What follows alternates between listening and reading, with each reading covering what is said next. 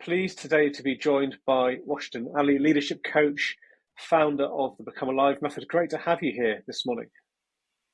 Thank you very much, Matt. I'm really happy to be here. No, awesome. And really looking forward to finding out more about the work you do, what that methodology you've got in place looks like, as well as what led you to coaching in the first place. What kind of people do you work with as well? And maybe that's a good place to kick things off. Actually, just let us know what led you to that whole kind of coaching world and space to start with. Yeah, definitely a great place to start. So, what led me into coaching, I guess, is just a myriad of my experiences growing up. I've always been very curious about the meaning of life, questioning silly things like what does money mean? What's the point of us being here? And all those questions that you probably may ask yourself when you're a teenager. However, I'd say the defining moment that led me onto or into this direction of coaching was when I was around 17 years old. I went off into the world. I ran away from home. I dropped out of college and to pursue making music. And I thought I was going to be the next Kanye West or Travis Scott or, dare I say, Michael Jackson, But yeah, I wasn't good enough. And also, to be fair, I just got so overly engrossed in the looking good aspect of that world, which is, I guess you could say, sex, drugs, and rock and roll, or sausage Yeah, rolls, yeah, as some people would say. And really, through that whole entire experience, my mind just started deteriorating. I wasn't eating well. I wasn't looking after my health as well. And luckily, my mum's a guardian angel, and she allowed me back home. And she one afternoon she calls me into her bedroom, and just to give you some context, my world is I'm very insecure. I have no confidence, even though I used to be confident, right?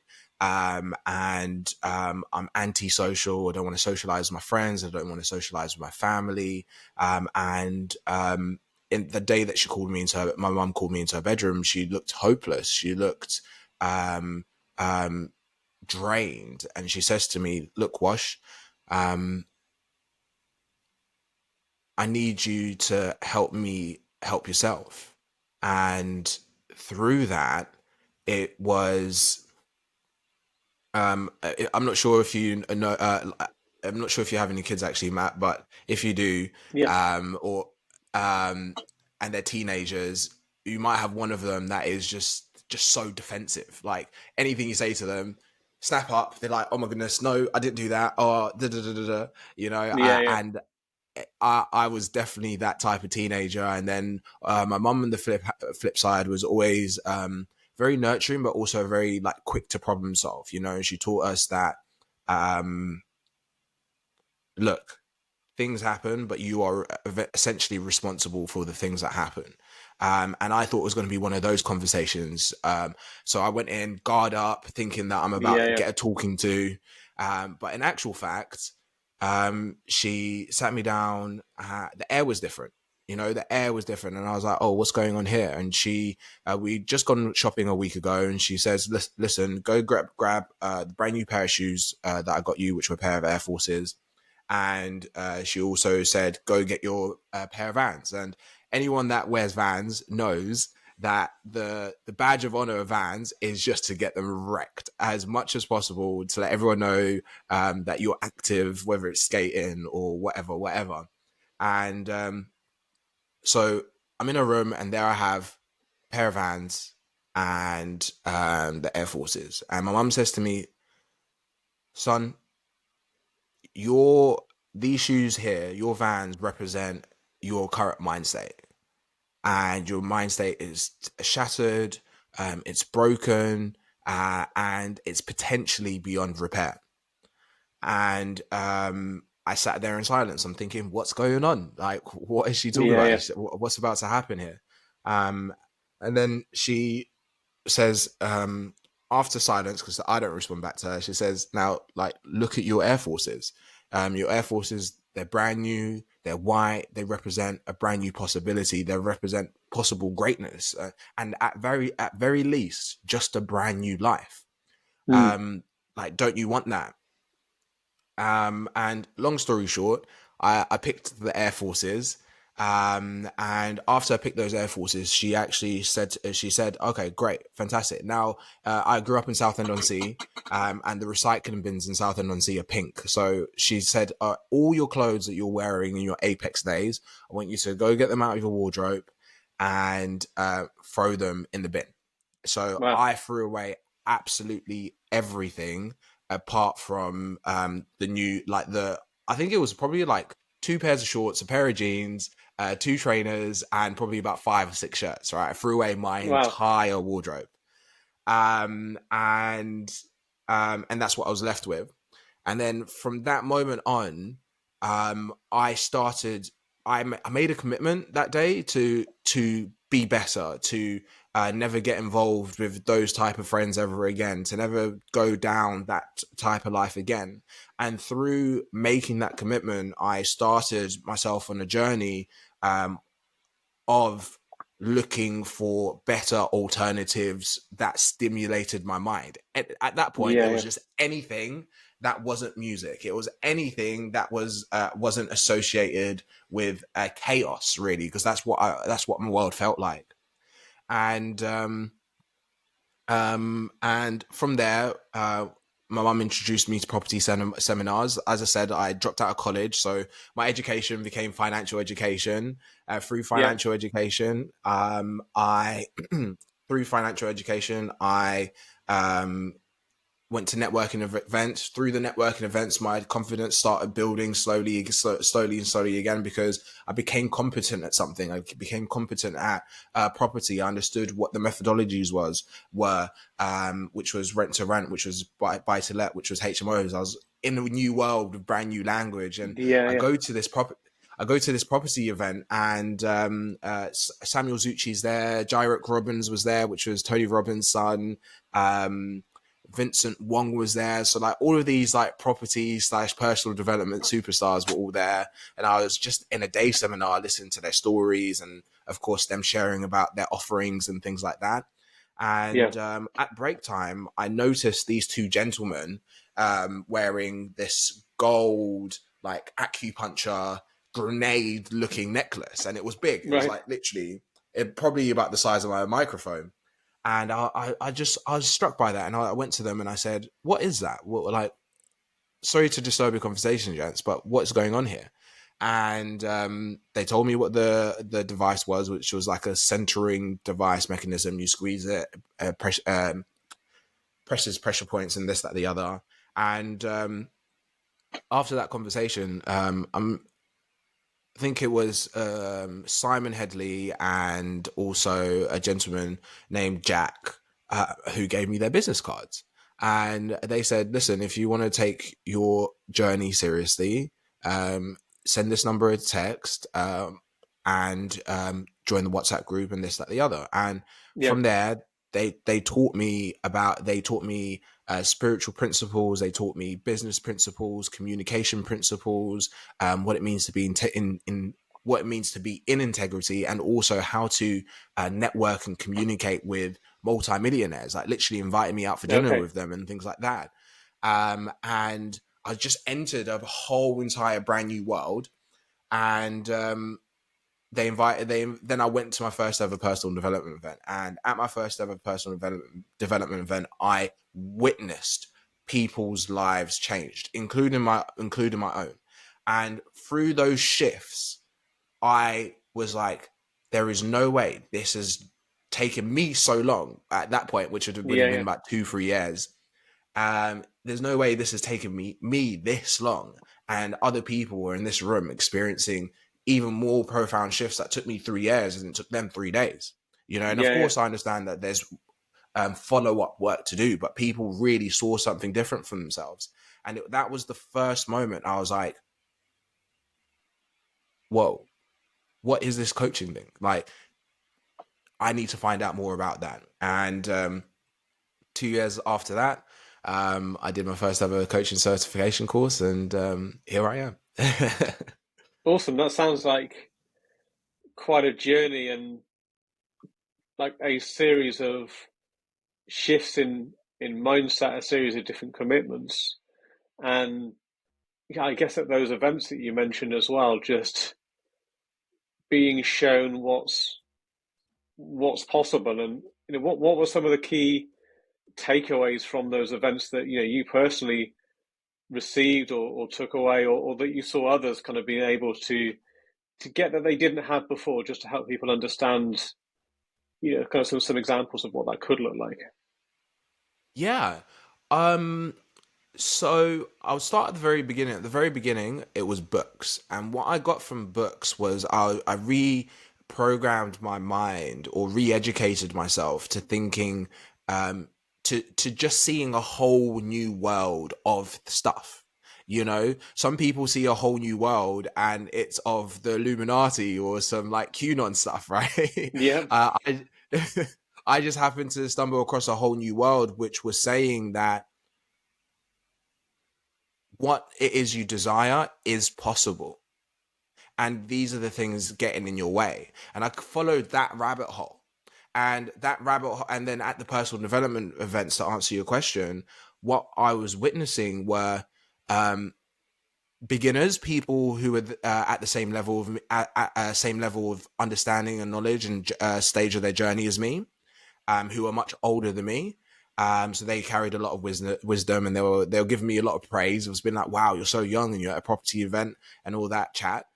yeah, yeah, And and then also the so that gave me a boost of confidence. That gave me reassurance. That gave me a boost, you know. And then secondly, it was it was just so incredible to be around other people who thought something different um other than what was prescribed to them to be yeah, possible, be possible, you know. And that was fascinating for me. It was fascinating for me that people could come from um ordinary backgrounds and think that something and think that they're better than that, you know. yeah, It was fascinating. It's fascinating for me to see like the amount of money people were making as well, you know, through their entrepreneurship journeys. I'll be lying if I didn't say that wasn't interesting. And then it was just fascinating for me that there was a community of people that cared about making shifts, whether that be financially or mentally. yeah, And then I guess there were I've never looked up to people, especially growing up. There was, I just didn't see that as useful. But it was like it was the first time I was like, this person seems like they have integrity. This person seems like they know what they're doing in life, and yeah, I'd like that part of their characteristics, not their whole entire life, not their whole entire sure, personality, but I'd like that. And that kept me chasing down the rabbit hole. What does it take to build that level of certainty and certainty within yourself? What does it take to build? What does it take to build to run these events? You know, yeah, yeah, what does it take to, you know? So those were the types of questions I was really fascinated with. Before I even stumbled into necessarily working within for other people, working with other minds, it was more like, what? How can I do this for myself? yeah, yeah. It sounds like a really kind of analytical approach to it. But I like what you're saying about that environment, that group of people that you saw at different stages in the journey, but still showing you different journeys and things that not just were possible, but were kind of normalized by that community. And I think no matter what your environment looks like, right, just due to like where we are in 2024, like technology changing, shifts and changing, like the working patterns and environment of my parents is vastly different to their parents, and so on and so forth, right? So it's not like the types of businesses and business journeys that are possible now, a generation or two ago, they were not possible, or even if similar things were possible, like the amount of information that was available about it, and the opportunity for community around it is just vastly different these days. And I think that's a very, very good thing, clearly. But I think it just emphasizes for me like the importance of seeking out those communities and environments to put yourself into, to become a part of, I think. Definitely, I couldn't agree more. You know what um you said very analytical, and it was that my mind was very analytical, but at the same time I was actually coming out of this very spiritual side of me, and I'm definitely leaning towards more analytical now, or should I say more embodied now. But it was, imagine my guidance system had been scrambled, you know, and when you have a scrambled guidance system and walk into an environment you trust, or you feel that has qualities that you like, there's a Mm. sense of safety, there's a sense of comfort, there's a sense of adventure there as well, and ultimately like a sense of excitement and aliveness, you know. And it's what those spaces fostered. And I think it's moving into the technology point you were sharing, touching on there, it's like these levels of emotions are now so easily distributed, you know, Yeah. across social media, across podcasts, across events, whether they be online and offline. You know, there's spaces literally created for yeah, anyone, you know, anyone, wherever you're at in your journey, wherever however it is that you're feeling, it's like when you step into a container, that safety arises. But talking about environments and the opportunity to kind of seek out those communities and advisors and groups to put yourself in, it sounds like you had a very, very positive experience of doing that. I think, was it hard? Do you think it's hard to find those environments, those communities, or do you think it's hard to find and identify the right kind of quality and level of community? Any thoughts on that for people that maybe seeking something, maybe they're not quite sure what, maybe they've got an idea of the area they need help with, but how to kind of vet different types of communities, whether they're online or in person or whatever that may be. Yeah.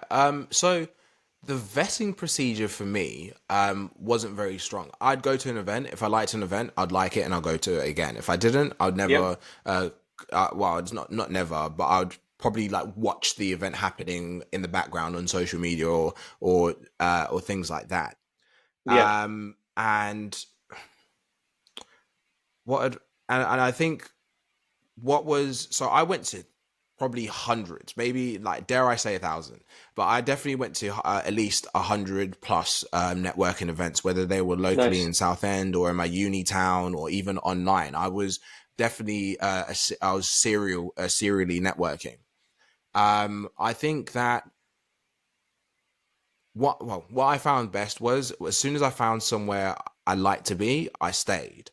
And then of course some spaces needed to were paid programs and things like that I couldn't afford at the Yep. time. So I'd find an alternative.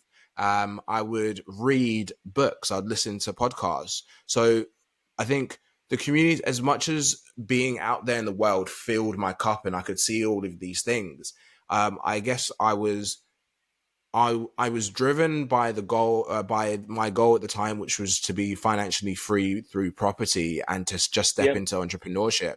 And that journey is probably, having that goal, having that target is what kept me sane, is what kept me grounded, because I wasn't, yes, I was going to loads of networking events. I eventually came to a point where I was looking for investors. I was looking for people to partner with me, and Yeah. Yeah. all of these other things. And so that became my purpose for networking, rather than, yes, building a community. And at the time I didn't know how to manage relationships effectively as well. I might add that in there.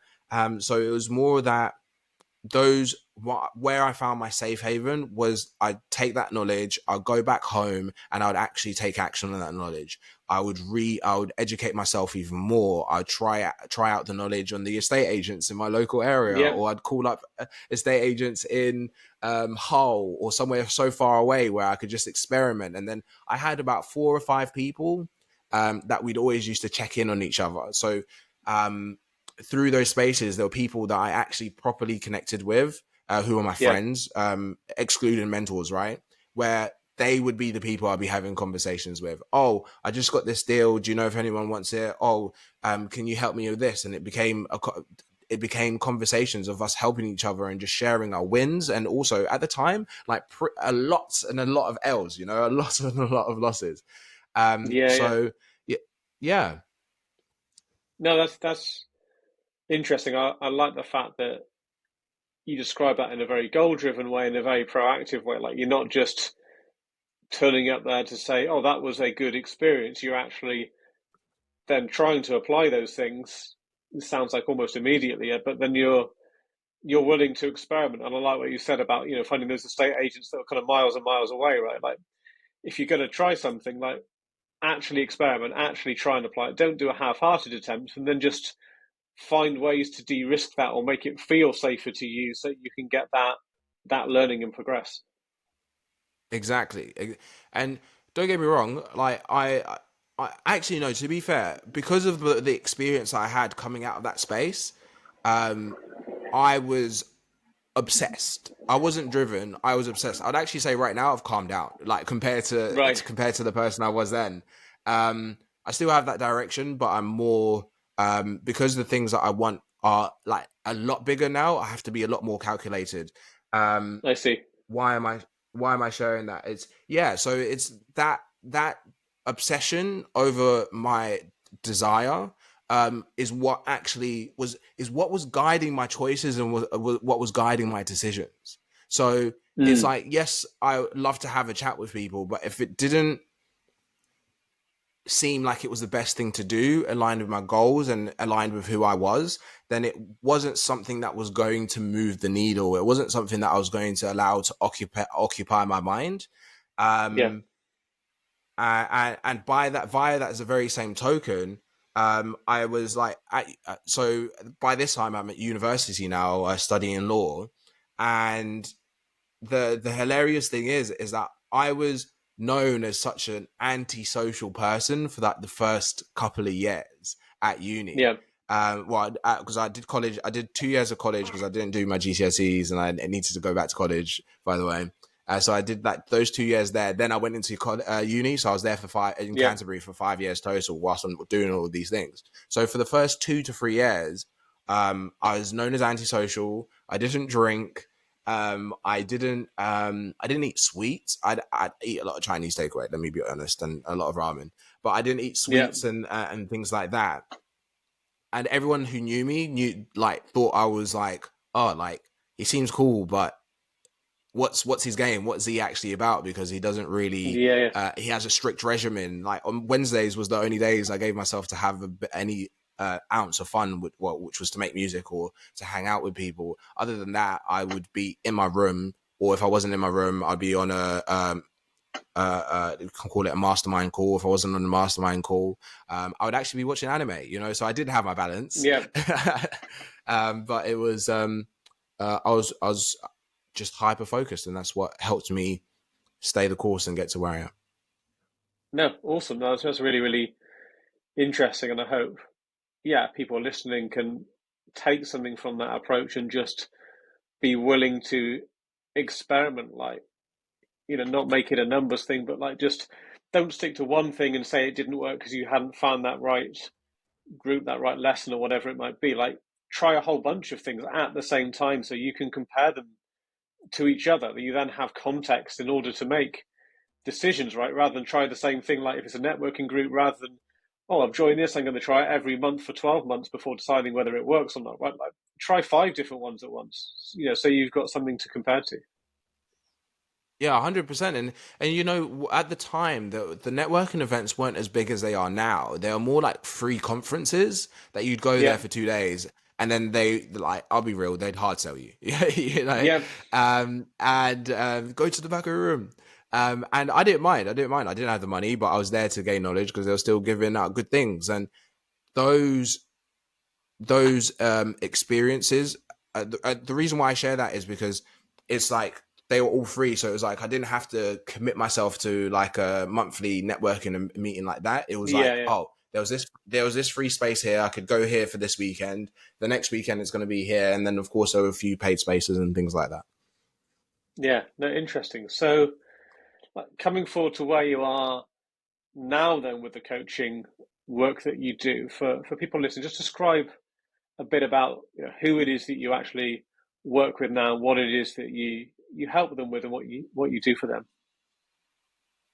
100%. So um I work with people like us, Matt. Like, I work with entrepreneurs. I work with leaders. I work with people who are visionaries, essentially.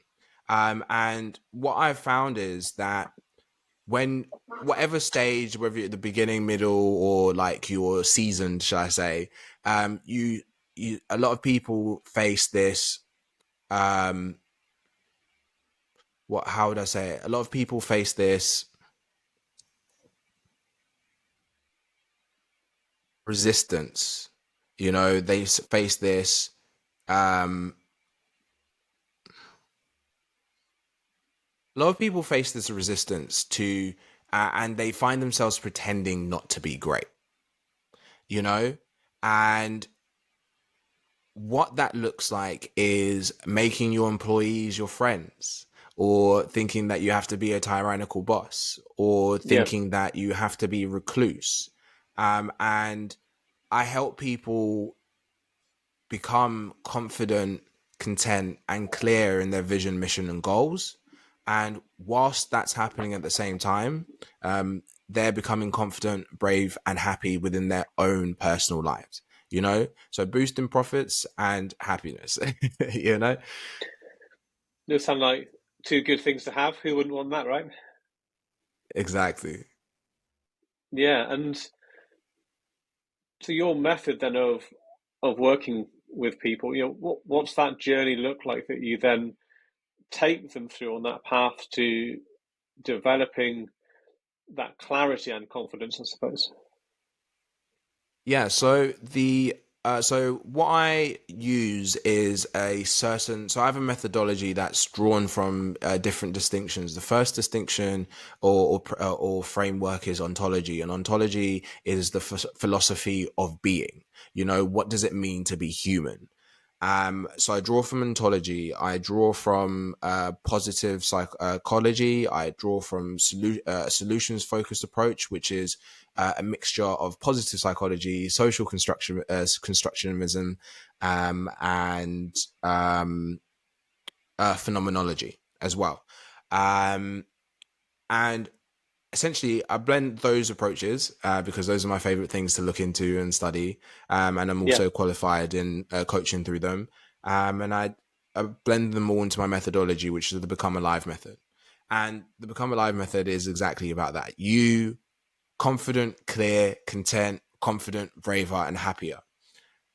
First things first is all about your grand vision.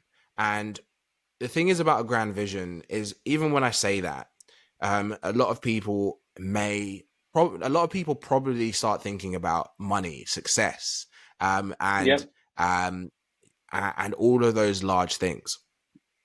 And what I help people do in my coaching is step away from what I call human doing, which is our which is relating to yourself against objects, accomplishments, or job titles and job roles. You know, yeah, to give a quick example around that is, let's say I work. Let's say when I stopped making music, I went into a midlife crisis because I was like, oh my goodness, I'm not a musician anymore. Who the hell am I? You know, yeah, uh, and right, and then flip that, and that's how loads of people see themselves, right? They see themselves connected, they see themselves as, oh, how great are my friends. Some guys see themselves as, oh, how successful am I, how much money do I have, how good looking is my girlfriend, and they rate their life experience over these seemingly shallow matrices.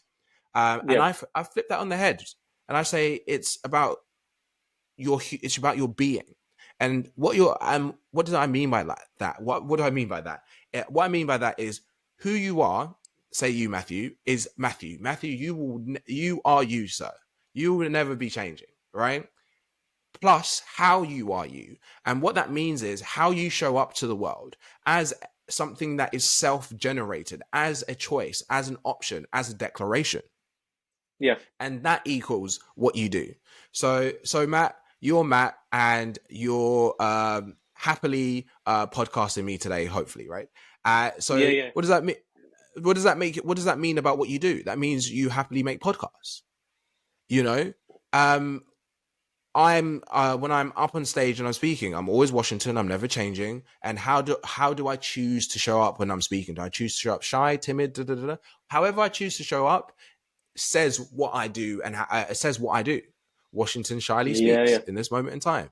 And it's understanding. So, your grand vision is about you stepping into your being as a creation. Yes, have your goals, dreams, and targets. However, look at your goals, dreams, and targets and think about what type of person would I need to be to actually achieve those goals, dreams, and targets. And I help people break those down to bring your future, to bring your future self into the present moment. And then from there, we move into eliminating hindering beliefs. And what that really looks like is um, identifying and destroying the ways of being, the ways of thinking, and the ways of operating in the world that limit people from taking action, that limit people Yeah. from being fully self-expressed. Um, And then fearlessness is all about being courageous to take action. So throughout my entire journey, I've which I've shared with you so far, you can see that I've just been trying stuff. I've tried Yeah. music. I've tried so many other things other than music as well, like professional sports and things like that. And excuse me. And through those experiments, as I've got to property and this, that, the other, every time I did something I didn't necessarily want to do or I was scared to do, a sense of strength, a sense of belief, a sense of power came from within that I was able to share with the world and impart who I am to the world. And fearlessness is all about doing that. Once you know who you are or who you want to be, and once you've gotten the rubbish out of the way, it's now time to take action on like who you are and your goals, your dreams, what's happening in your place of work or what's happening in your company. And then lastly, it's about your anchoring systems. The first part of the program, you can argue, is just about yourself. But what people don't really, I don't think people fully comprehend that you don't live in this world alone. You Yeah. live in this world in a community, within relationship with other people. So anchoring systems is to make sure that you're grounded and connected with people that can help you stabilize, and also that you can help inspire and influence. And what I mean by that is how much love are you receiving from the people around you? If you're a boss, if you're a leader, if you're a CEO, um, do your employees respect you? Do your employees feel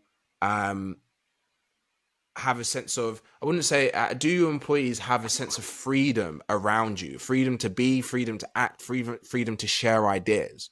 You know, as an individual, do the people who you care about the most, do they feel connected to you? Mm. And you know whether they feel connected to you by the way they speak to you. If you have a outspoken lady, she'll be like, babe, you like you're distant, like you're not here, it never feels like you're around. If you're at work, your employees avoid you.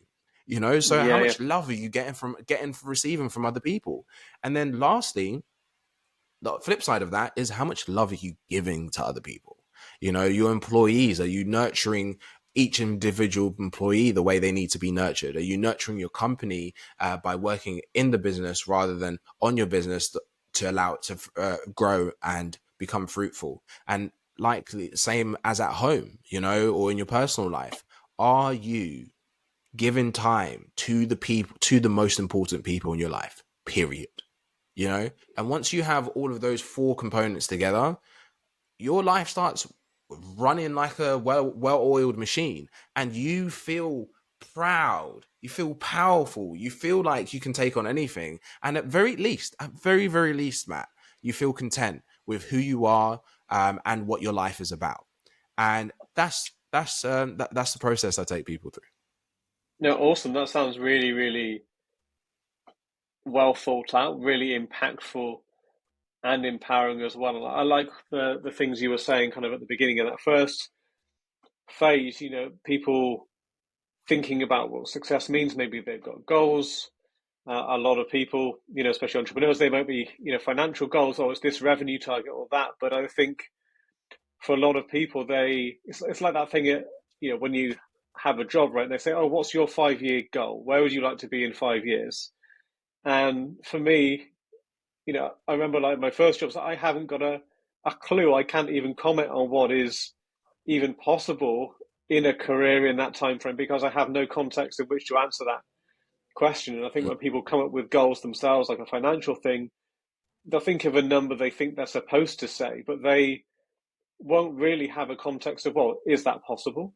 Does double that feel any more or less possible, or just equally as vague, right? And I think therefore they can't really act in accordance because there's just this vague notion of what they would like rather than the characteristics that are likely to lead them to success, that are the characteristics that they want to embody. I think those are very, very different things. Mm. And I think one is a lot more tangible, and one people can actually, as you say, start acting on right now. If you can identify what those traits are that you admire in other people, according to whatever definition of success you want to prescribe to that, then those are things that you can start to put into practice and say, well, if I was true to this trait I've identified, what would I do in this situation?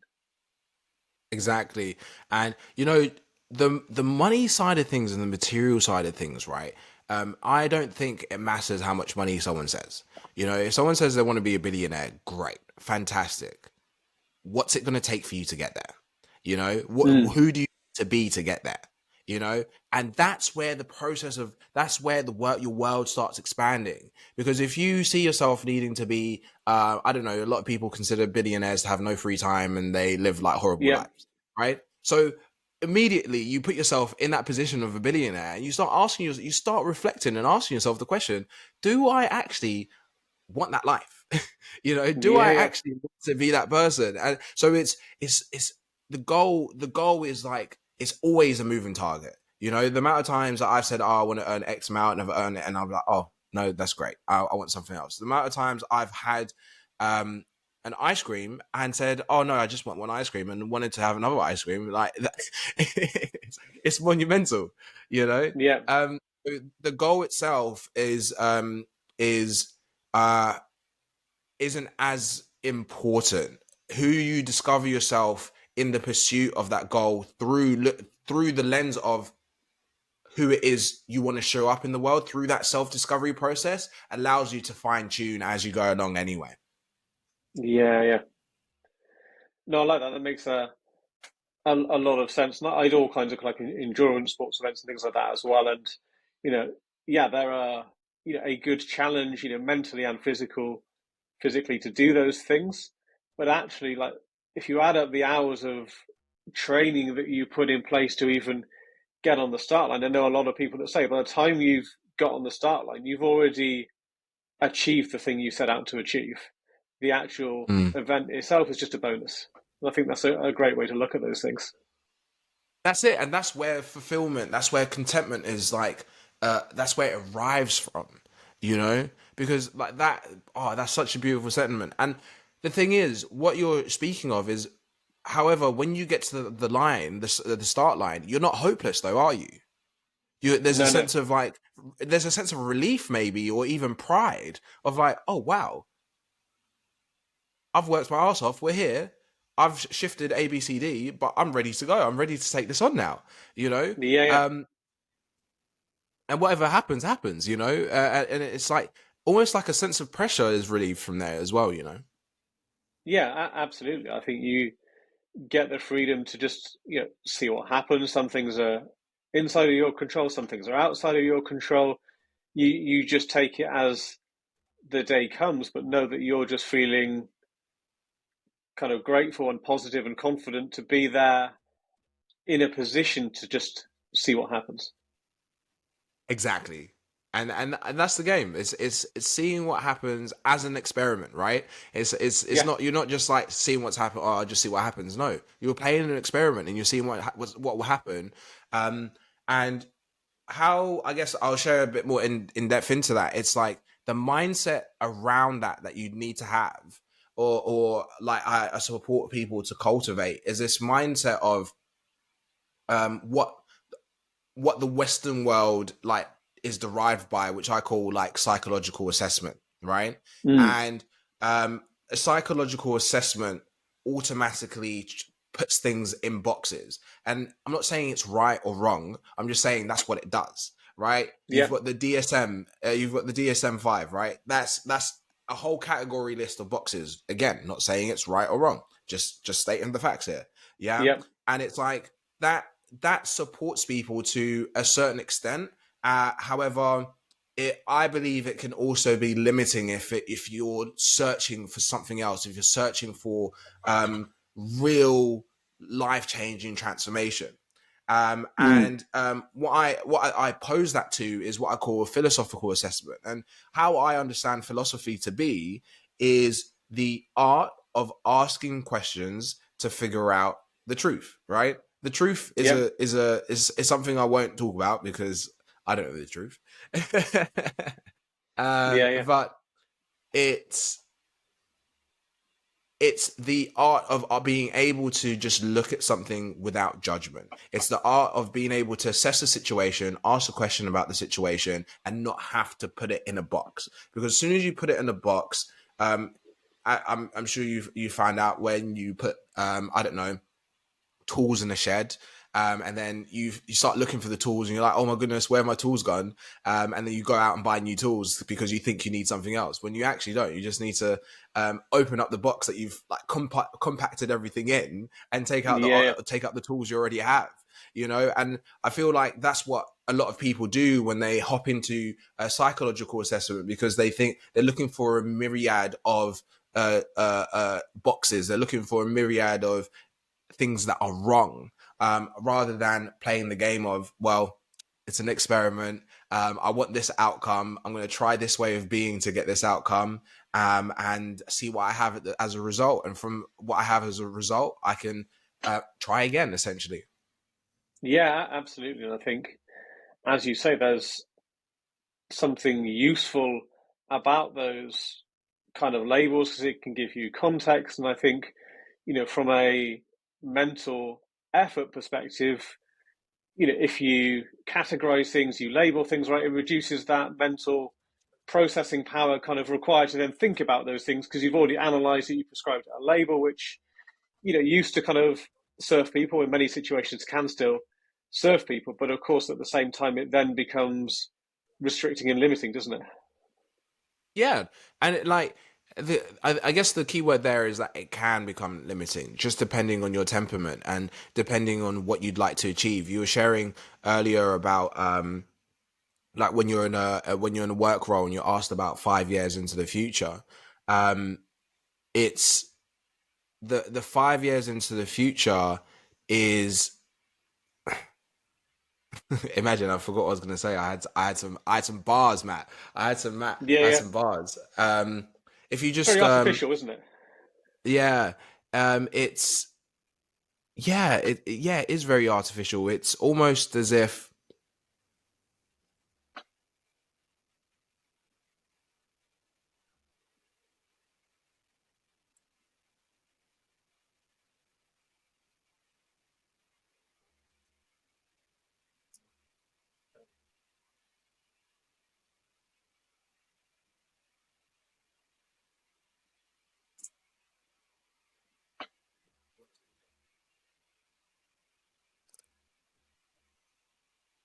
it's almost as if things just um wow, my mind has just gone black, man. No It just worries, went. that's cool. That's cool. Could you remind me what we were just speaking about? That's crazy. Wow. Yeah, just like that whole concept of setting some like long-term goals, 5 years in the future, being asked by someone who probably can't articulate what they even want in 5 years. There's no way they can know what's even possible in that time frame. Yet for some reason, people create this artificial environment that rewards that kind of, I think, quite fake goal setting directionality. And even if you take that down to annual reviews in companies as well, you have all these metrics, and you know, I've yet to. Maybe other people's experiences are different, but I'm yet to experience something whereby a year later you look at those goals and those goals still make sense in the context of the degree of change that's happened over those 12 months, right? The projects that you ended up working on, the things that were actually needed versus what you wrote down because you thought you had to kind of think of something that demonstrated progress, right?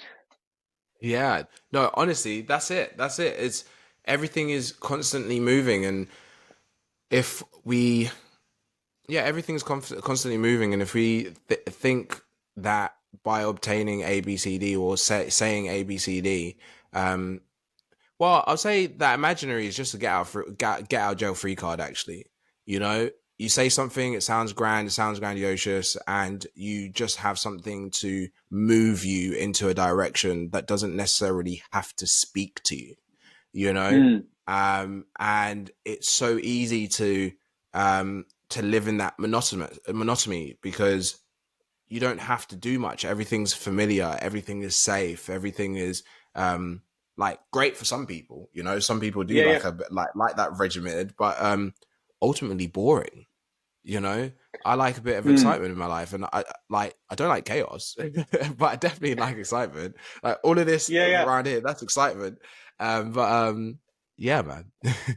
No, absolutely. And I think actually, like two words came to mind when you said that. There's excitement, as you mentioned. There's also challenge, and how can you grow without challenging yourself? And how can you challenge yourself if you don't try something that's new and unknown?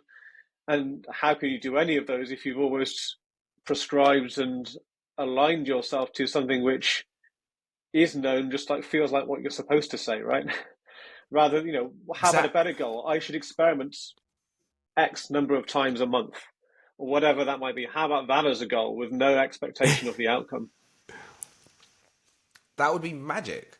That would be incredible because you then start. Excuse me. You then start becoming alive. You then start living life. You know, you're now no longer beholden by cultural norms, what you think is right, or not what you think is right, what is supposed to be right. You know, Yeah, yeah. you're now beholden by honored your freedom. You're now beholden by, oh, this is actually what my value system is. You know, this is actually Mm. what truly matters to me. And what comes along with that is, I would say, a superpower to make things happen that weren't going to happen anyway. You know, you Yeah. almost become like a magician. You almost become a magnet to opportunity, to life, to friendships, to experiences, all because um, you were open to something else, something different, and you were willing to act and be in such a way that was completely different to what you used to. Yeah, absolutely. And I think there's a freedom to holding yourself accountable in that way, like a massive freedom. But the downside is you have to hold yourself accountable, right? You can no longer kind of hold all of these external factors up as reasons for you being where you are, right? Like there's a great freedom that comes with holding yourself accountable, but then guess what? You've got to then start doing those things and making those decisions. 100%. That's that's why I that's why it's easier to stay the same because you can carry on lying to yourself.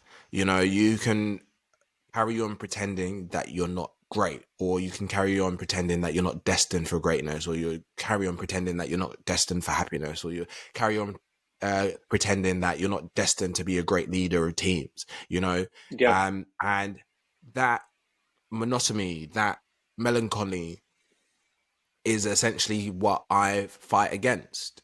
Whatever your level, there is a new level of comfort. There's a new level of yeah, safety. true.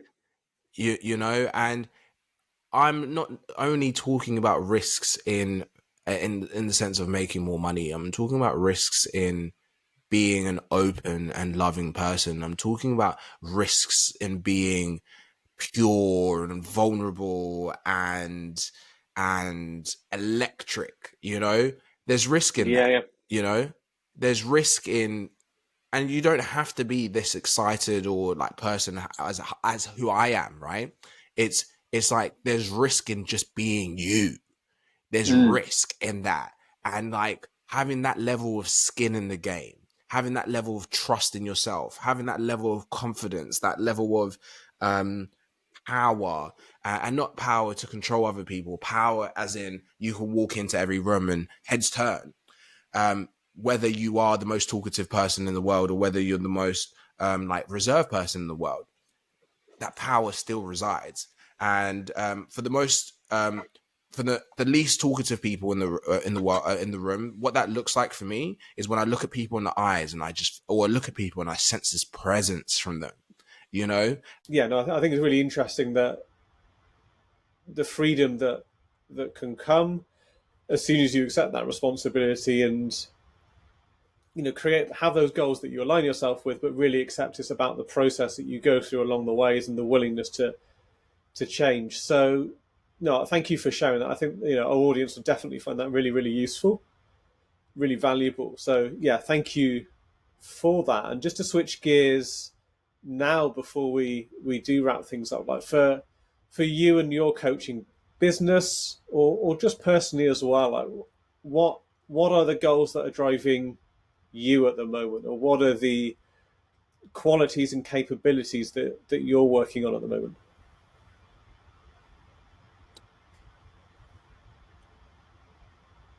that's a great question. I think that the goals that I'm working towards right now is finding a way to build a community that doesn't that isn't only about personal development,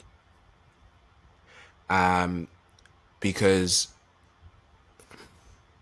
what's really important about this work and what I found about this work is that one to one is incredible for powerful results. One to many Yeah, is incredible for powerful results, but one to one, they're missing. Sometimes they're missing a container of other incredible people.